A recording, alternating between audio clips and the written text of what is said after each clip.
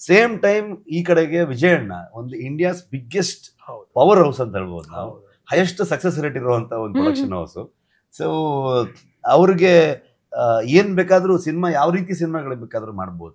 ಆಮೇಲೆ cinema production ಅವ್ರಿಗೆ ಬರೀ ಬಿಸ್ನೆಸ್ ಆಂಗಲ್ ಅಷ್ಟೇ ಅಲ್ಲ, ಬಿಸ್ನೆಸ್ ಕೂಡ ಹೌದು. ಎಲ್ರಿಗೂ ದುಡ್ಡು ಹಾಕ್ತಾರೆ ಅಂದ್ರೆ ಅದ್ರಲ್ಲಿ ದುಡಿಮೆ ಹೆಂಗೆ ಅಂತ ಅನ್ಕೊಂಡು ನೋಡ್ತಾರೆ, ಅದಕ್ಕೆ ಸಂಬಂಧಪಟ್ಟವ್ರು ಎಲ್ಲರೂ ದುಡಿತಾರೆ, ಅದರಲ್ಲಿ ಎಲ್ರಿಗೂ ಜೀವನ ಆಗುತ್ತೆ ಅನ್ನೋ ತರ. ಸೊ ನಾನು ವಿಜಯನಿಗೆ ಹೇಳ್ತಾ ಇದ್ದೇನೆ, ನೀವು ಮ್ಯಾನರ್ಸ್ ಲೆಕ್ಕ ಹಾಕಿದ್ರೆ ಮೋಸ್ಟ್ಲಿ ಈ 3 ವರ್ಷದಲ್ಲಿ ಒಂದು 4-4.5 ಲಕ್ಷ ಜನರಿಗೆ ದಿನಗೂಲಿ ಲೆಕ್ಕಾಚಾರದಲ್ಲಿ ಉದ್ಯೋಗ ಕೊಟ್ಟಿದ್ದೀರಾ. ಸೊ ಅನ್ನ ಹಾಕಿದ್ದೀರಾ, ಅದಷ್ಟು ಕುಟುಂಬಗಳ ಬ್ಲೆಸ್ಸಿಂಗ್ ಇರುತ್ತೆ ನೋಡಿ ನಿಮ್ಗೆ ಅಂತ ಹೇಳ್ತಿದ್ದೆ ನಾನು ಅವ್ರಿಗೆ.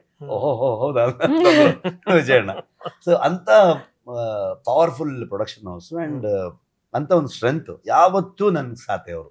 ಅಂದ್ರೆ ದುಡ್ಡು ಹಾಕೋರು ಎಲ್ಲರೂ ಪ್ರೊಡ್ಯೂಸರ್ ಆಗಕ್ಕಾಗಲ್ಲ, ನಿಜ. ಪ್ರೊಡ್ಯೂಸರ್ ಆಗ್ಬೇಕನ್ನೋಂಥದಕ್ಕೆ ಒಂದಷ್ಟು ಅರ್ಹತೆಗಳು, ಅದಕ್ಕೆ ಲೆಕ್ಕಾಚಾರಗಳು ಇರುತ್ತೆ. ಒಂದು ಸ್ಟೋರಿ ಬಗ್ಗೆ ಇರೋ ಜಡ್ಜ್ಮೆಂಟ್ ವಿಜಯಣ್ಣನಿಗೆ ತುಂಬಾ ಚೆನ್ನಾಗಿರುತ್ತೆ. ಅವ್ರ ಜೊತೆ ಚರ್ಚೆನೇ ಅಷ್ಟು ಚೆನ್ನಾಗಿರುತ್ತೆ.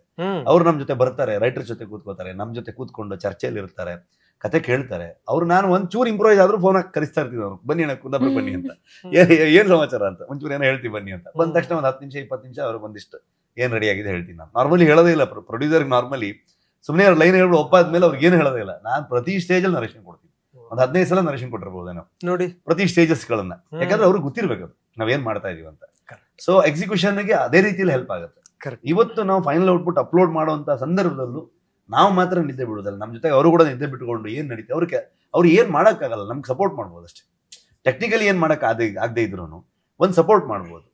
ಈ ಟೈಮಲ್ಲಿ ಮಾಡ್ಬೇಕಂಡ್ರು, ಇದೇನ್ ಮಾಡೋಣ ಎಲ್ಲ ಆರಾಮಾಗಿ ಹೋಗಿ ಅದೊಂದು ಒಂದು ಹಿರಿಯ ಅಣ್ಣನಾಗಿ ಒಂದ್ ಜೊತೆಗೆ ಮುನ್ನಡೆಸ್ಕೊಂಡು ಹೋಗೋದಿದೆ ನೋಡಿ.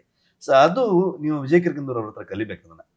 ಅದನ್ನ ಇವೆಲ್ಲ ಸ್ಟುಡಿಯೋಗೆ ನಾನೆಲ್ಲ ಸೌಂಡ್ ಅಲ್ಲಿ ಫೈನಲ್ ಮಾಡ್ತಾ ಇರ್ತೀನಿ, ಅರವಿಂದ ಅಲ್ಲಿ DI ವಿಜುವಲ್ಸ್ ಎಲ್ಲ ನೋಡ್ಕೊಳ್ತಾ ಇರ್ತಾನೆ.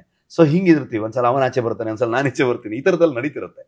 ಇದೆಲ್ಲ ಕಡೆಗೆ ಇವರು ಓಡಾಡ್ತಿರ್ತಾರೆ, ಎಲ್ಲ ವಿಚಾರಿಸಿರ್ತಾರೆ. ಅವರೇ ಕೆಲವು ಮೊನ್ನೆ ಹೇಳ್ತಾ ಇದಾರೆ, ಫ್ರೆಶ್ ಆಗಿ ಹೋಗಿ ಒಂದ್ ಸ್ವಲ್ಪ ಹೊತ್ತು ಮಲ್ಬಿಟ್ಟು ಬನ್ನಿ ಅಲ್ಲ ಅಣ್ಣ, ಮಲ್ಬಿಟ್ರೆ. ಸೊ ಆತರ ಅಂದ್ರೆ ಕಾಂತಾರದಂತ ಸಿನಿಮಾಗಳಿಗೆ ಅದನ್ನ ನಂಬುವಂತವ್ರು, ಅಷ್ಟು ಅವ್ರಿಗೆ ದೈವದೇವರ ಮೇಲೆ ಇರುವಂತ ಭಕ್ತಿ, ಮತ್ತೆ ಇದನ್ನ ಅವರು ಅದೇ ತರದ ಒಂದು ಆಂಗಲ್ ಅಲ್ಲಿ, ನಾನು ಯಾವ ತರದಲ್ಲಿ ನೋಡ್ತೀನೋ ಅದೇ ತರದ ಆಂಗಲ್ ಅಲ್ಲಿ ಈ ಸಿನಿಮಾ ನೋಡೋದ್ರಿಂದ ತುಂಬಾ ರೈಟ್ ಪ್ರೊಡ್ಯೂಸರ್ ನನ್ಗೆ ಸಿಕ್ಕಿದ್ರು. ಅದು ಒಂದು ದೈವ ಇಚ್ಛೆ, ಅದೊಂದು ದೈವದ ಆಶೀರ್ವಾದ ಅಂತ ಅನ್ಕೊಳ್ತೀನಿ. ಭಾಗ್ಯ ಅಲ್ವಾ? ಖಂಡಿತ. ಈ ಮೊದಲ ಕಾಂತಾರಕ್ಕೆ 12-15 ಕೋಟಿ ಅಂತ ನಾನು ಕೇಳಿದ್ದೆ. ರಿಲೀಸ್ ಎಲ್ಲ ಸೇರ್ಕೊಂಡು ಇದು ತುಂಬಾ ಕಷ್ಟ, ನೀವು ಹೇಳಕ್ ಗೊತ್ತಿದೆ ನನಗೆ, ಹೇಳೋದಿಲ್ಲ. ನೀವು ಹೇಳ್ತಿದ್ರು ಕೂಡ ನಾನೊಂದು ಊಹಿಸಬಹುದು. ಯಾಕಂದ್ರೆ ನನಗನ್ಸುತ್ತೆ 1.5 ರಿಂದ 2 ಅಂದ್ರೆ 150 ರಿಂದ 200 ತನಕ ಬಂದಿರಬಹುದು ಅಂತ ನನಗನ್ಸುತ್ತೆ. 150 ರಿಂದ 200 ಕೋಟಿ ಏನ್ ಇನ್ನೊಂದು 3-4 ದಿವಸ ಫಿಲ್ಮ್ ರಿಲೀಸ್ ಆಗುತ್ತೆ, ಗೊತ್ತಾಗುತ್ತೆ ಏನ್ ಮಾಡಿದಾರೆ ಅಂತ ನಿಮ್ಗೆ ಗೊತ್ತಾಗುತ್ತೆ. ಸೊ ಅಂದ್ರೆ ಯಾವತ್ತು ಅದು ಇಂಪಾರ್ಟೆಂಟ್ ಅಲ್ಲ, ಆ ಕತೆಗೆ ಏನ್ ಡಿಮಾಂಡ್ ಮಾಡುತ್ತೆ, ಅದಕ್ಕೆ ಏನೇನ್ ನಾವು ಕೊಟ್ವಿ ಅನ್ನೋದು ಅಷ್ಟೇ ಇಂಪಾರ್ಟೆಂಟ್ ಆಗುತ್ತೆ. ಸೊ ಅದ್ ನೋಡೋಣ, ಸಿನಿಮಾ ರಿಲೀಸ್ ಆದ್ಮೇಲೆ ಅದೆಲ್ಲ ಬರ್ಬೋದು. ಈ ನೋಡಿ, ಈ ಕಾಡು ಬೆಟ್ಟು ಶಿವ, ಆ ಶಿವನ ಒಂದು ಶಕ್ತಿ ತೋರಿಸೋದು ಹೆಂಗೆ ಅನ್ನೋದ್ರ ಬಗ್ಗೆ ನೀವು ತುಂಬಾ ಚೆನ್ನಾಗಿ ಮಾತಾಡಿದ್ರಿ. ನೀವು ಕಂಬಳ ಇರ್ಲಿಲ್ಲ ಮೊದಲು, ಕಂಬಳವನ್ನ ಸೇರಿಸಿದ್ರಿ ನೀವು. ಕಂಬಳದಲ್ಲಿ ನೀವು ಇನ್ವಾಲ್ವ್ ಆದಂತ ಬಗೆ ಇದೆಯಲ್ಲ, ಅದು ಸಾಮಾನ್ಯ ಇರ್ಲಿಲ್ಲ. ಈಗ ನೋಡಿ, ಅಲ್ಲಿಂದ ಶುರುವಾದಂತ ಕಂಬಳ ನನಗೆ ಗೊತ್ತಿದೆ ಏನು ಅಂದ್ರೆ, ಕಂಬಳ ಮುಗೀತು, ಸಿನಿಮಾ ಬಂತು, ಸಿನಿಮಾ ಬಂದಾದ್ಮೇಲೆ ಹಿಂಗ್ ಗೊತ್ತಾ ಉಂಬಳ ಸಿಕ್ತು, ಜೊತೆಗೆ ಏನಂತಲ್ಲ ನಾನು ಹೇಳುವಂಥದ್ದು, ಅದನ್ನ ನಾನು ರೈಮಿಂಗ್ ಇದರಲ್ಲಿ ನಾನು ಬಳಸ್ತಾ ಇದ್ದೀನಿ.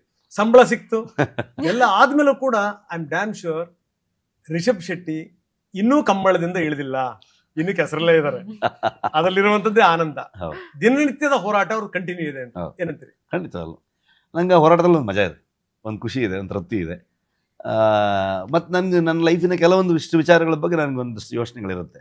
ನಾನು ಇಷ್ಟು ಎಫರ್ಟ್ ಹಾಕಲೇಬೇಕು, ನನಗೆ ಯಾವುದು ಸುಲಭದಲ್ಲಿ ಆಗಲ್ಲ, ಸುಲಭದಲ್ಲಿ ಸಿಗೋದಿಲ್ಲ ನನಗೆ ಯಾವ ವಿಷಯನೂ. ಸೊ ನಾನು ಎಫರ್ಟ್ ಹಾಕಿದ್ರೆ ನಾನು ಎಷ್ಟು ಎಫರ್ಟ್ ಹಾಕ್ತೀನಿ ಅಷ್ಟು ರಿಸಲ್ಟ್ ಇರುತ್ತೆ ಅಷ್ಟೇ ನನಗೆ. ಸೊ ಹಂಗಾಗಿ ನನ್ನದು ಹೋರಾಟ, ಉಗ್ರ ಹೋರಾಟ ಇದ್ದೇ ಇರುತ್ತೆ, ಬಿಡೋಕ್ಕಾಗಲ್ಲ.